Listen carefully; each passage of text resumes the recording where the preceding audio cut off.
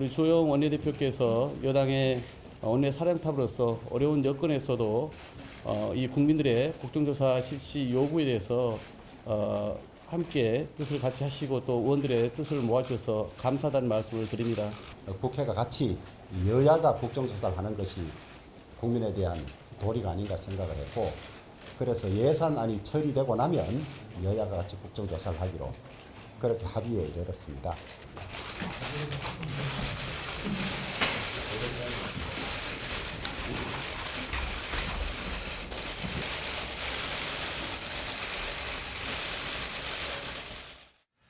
예, 국정조사 수용 여부를 놓고 국민의힘 내부에서 여러 가지 다른 의견들이 많았는데 의총을 통해서 국정조사를 받아들이기로 했습니다. 여러 가지 이제 항목이 있는데 보니까 기간은 11월 24일부터 그러니까 내일이에요, 그렇죠? 네. 예, 내일부터 45일간 한다라는 얘기가 좀 있고요. 그리고 이제 예산안 문제와 관련돼 연계가 돼 있습니다. 예산안을 처리한 직후에 이제 국정조사와 관련된 기간 보고 현장 검증 청문회. 그러니까 이제 야당은 예산안 처리를 이제 해주는 대가로 국정조사를 얻은 것이다. 이제 이렇게 좀 얘기가 되는 것 같습니다. 근데 이 국정조사 대상에 대통령실 국정상황실이 들어가 있어요. 네. 김연아 의원님. 네. 대통령실 국정상황실이면은 어디 선까지 국정조사 국회에 나와야 되는 건가? 그럼 비서실장은 다 빠지고 또 뭐 당연히 대통령은 뭐 당연히 대상이 아니고요. 네. 그러면 이게 뭔가 야당이 원하는 수위에 부합하는 건가요? 국정상황실까지만 돼 있으면? 일단 야당은 이거보다 더 많이 원했어요. 비서실까지 가고 예, 싶었겠죠. 비서실도 얘기하고 뭐 심지어는 법무부도 얘기하고 했는데 예.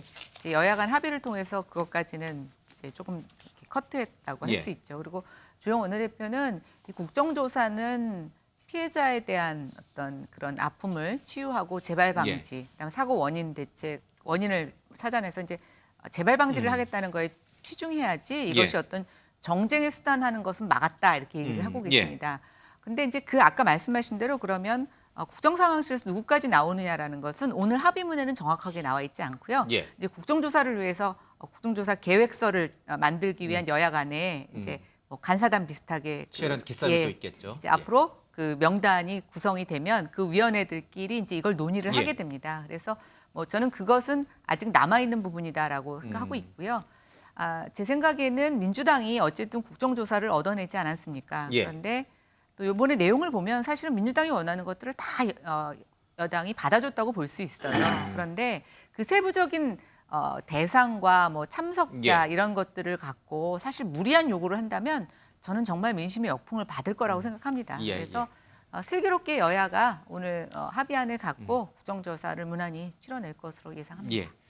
그런데 국민의힘 내부에서 오늘 의총에서 국정조사를 수용하는 문제를 놓고 친윤계 의원들이 부글부글했다고 합니다. 일부 의원은 뭐 나타나지도 않았고 왜 국정조사를 받아들이냐? 경찰의 이 수사 결과 이후에 국정조사를 해야 되는데 그 부분에 대해서 주호영 원내대표를 비롯한 이 원내 지도부에 대해서 친윤계 의원들이 굉장히 성토하는 분위기가 내부적으로 있다는 얘기를 합니다. 대통령이 이 국정조사 합의를 해준 것을 놓고 혹시 주호영 원내대표를 비롯해서 또 일부 의원들에게 또 전화하시는 거 아닌가 모르겠어요. 그랬다가는 정말로 잘못 짚은 예. 거라는 역풍을 맞을 걸로 저는 단언합니다. 대통령과 그럼 조율 속에서 이거 국정조사 합의를 해준 거라고 보세요? 아니 대통령과 조율이 물론 당연히 있었겠죠. 예. 당연히 있었는데 저는 당장의 현실적인 이유는 예산안 처리 때문이었을 거라고 봐요. 그러니까 지난번 예결위에서 한동훈 법무장관이 와서 정말 지지층들이 보기에는 시원한 언사를 내뱉고 했던 것들이 예. 저는 그때마다 이래가지고 이거 첫 정부의 첫 연도 예산안 저거 통과될 수 있을까? 예산안 통과 못 시키는 걸 아주 우습게 생각할 수도 있죠. 또 세부 내역 조정 그거 큰일 나는 거죠. 그러니까 이 윤석열 정부 입장에서 보면, 그러니까 윤석열 정부 입장에서는 초년도에 예산안 처리라는 게 얼마나 중요한 건가를 아마 뒤늦게 깨달은 게 아닐까. 뒤늦게. 뒤늦게 깨달은 게 아닐까. 전 뒤늦게라는 거에 정말 그건 대통령이 방점을- 뒤늦게 깨달았던 뜻이기도 한가요? 뭐 대통령을 포함해서 참모들 아니면 원내 지도부 다 마찬가지겠죠. 원내 지도부는 그걸 왜 모르겠어요. 국회의원 활동을 해본 예. 분들이라면 이 가을 국회에서 예산안 처리가 얼마나 중요한 건가를 뻔히 알 거고. 예. 다만 저는 뭐 특별히 정말 문제 제기를 하는 건 아닙니다만 아까 김연아 의원님 말씀 중에 민주당이 얻은 국정조사라는 표현, 전 그건 아니라고 봐요. 국정조사가 왜 이게 민주당만을 위한 거예요? 아니죠. 한덕수 총리가 국회 답변 중에 누차 얘기했잖아요. 용산에서 그 시점, 그 지점에서는 국가는 없었습니다라고 인정했으면 왜 그때 행정부가 작동이 안 됐는가를 누가 조사해야 됩니까? 경찰이 조사하는 걸로 맡겨요? 검찰이 조사해서 그걸로 규명이 되면 그걸로 끝나나요? 국회가 왜 있어요? 국회는 지금 당장 하지 않아도 저는 내년, 내후년이라도 이런 사고가 난 게 왜 그리고 누가 책임이 있는지를 저는 국회의 눈으로 이건 했어야 되는 거다. 알겠습니다. 이건 지금 하고 못하고가 중요한 건 아니다. 예, 알겠습니다. 국정조사는 반드시 했어야 되는 거다라는 얘기 하고 싶었습니다. 어떻게 조금 반론 기회 좀 드릴까요? 짧게. 예. 제가 아까 이제 민주당이 얻은 국정조사라고 하는 것은 이 국정조사가 지금 여야 합의를 통해서 예. 이루어지는 거기 때문에 지금 국회 안에서 그래도 여당이 통 큰 양보를 했다. 저도 그 이유는 예산안 처리 때문이라고 생각해요. 그리고 예. 결국은 양보라는 건 좀 더 갖고 있는 사람이 하는 거고 조금 더 책임감을 느끼는 사람이 하는 겁니다. 뭐 국정조사 국민들을 위해서도 해야 되죠. 그러나 지금 국정조사가 여러 가지 강제력이라든가 또 지금 수사가 진행되고 있는 상황 또 이런 얘기는 참 제가 하고 싶지는 않았지만 민주당 의원들 국회에서 발언하는 거 보면 국정조사에서 정말 국민이 원하는 것을 묻고 얻어낼 수 있을까라는 것에 저는 사실 좀 회의적입니다. 그럼에도 불구하고 어쨌든 여야가 크게 통큰 합의를 통해서 한 발 더 진보했다, 나아갔다는 거는 저는 굉장히 중요한 일이라고 생각하고 윤석열 정부 들어서 지금 여야 간에 합의를 이룬 게 거의 없었어요. 그래서 저는 이 첫 사례가 지금 어려운 경제 또 이 국정조사, 이태원 사고에 대한 국민들의 염원 다 수용한 거라고 생각합니다. 예, 그러면 이렇게 다 훈훈하게 잘 마무리가 되는 건가? 근데 왜 많은 분들은 심지어 저도 뭔가 더 일이 벌어질 것 같은 그런 예감이 자꾸 듭니다. 물론 원내 지도부가 대통령실과 조율하에 이 국정조사 수용 여부를 결정했겠죠. 시기와 방식 또 조사 범위 대상 기간까지도 다. 그럼에도 불구하고 의총장의 친윤계 의원들이 부글부글했고 일부 의원은 아예 나타나지도 않았다. 그 얘기는 윤 대통령의 윤심은 국정조사를 수용하는 게 아니었다라는 뜻이잖아요. 그러면 원내 지도부가 충분히 대통령실과 상호 교감하에 이걸 받아들인 게 아니라는 얘기가 되는 거잖아요. 그 해석이 맞아요. 저는 그거는 좀 현실적으로 있기 어려운 일이고요. 예. 그러니까 이제 용산 대통령실의 뜻이 100% 관철되지는 않았다.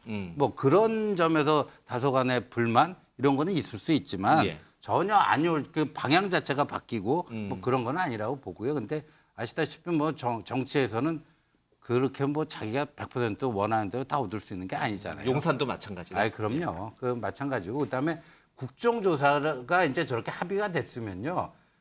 이제 거기에 대한 반발보다는 이거를 어떤 식으로 국정조사를 해나갈 것인가, 어떤 국정조사가 돼야 되는가, 거기에 대한 그 전략을 치밀하게 만드는 게 중요한데 이제까지 저 국정조사는 사실상 정치 공방으로 끝나고 새로운 무슨 진상을 규명해 내거나 책임 소재를 규명해 내거나 이게 별로 실적이 없었단 말이에요. 구체적인 실적 없이 정치 공방만 난무했던 그래서 우리 지금 특수본 수사가 진행되고 있는데 여기에 대한 정부의 법적 책임을 규명하고 또 나중에 정부의 법적 책임이 규명이 된다면은 폭넓은 국가 배상이 이루어져야 되거든요. 근데 그거를 오히려 촉진시키는 국정조사가 될지 오히려 거기에 걸림돌이 되고 그걸 방해하는 국정조사가 될지 이제 그 갈림길에 쓴 거죠.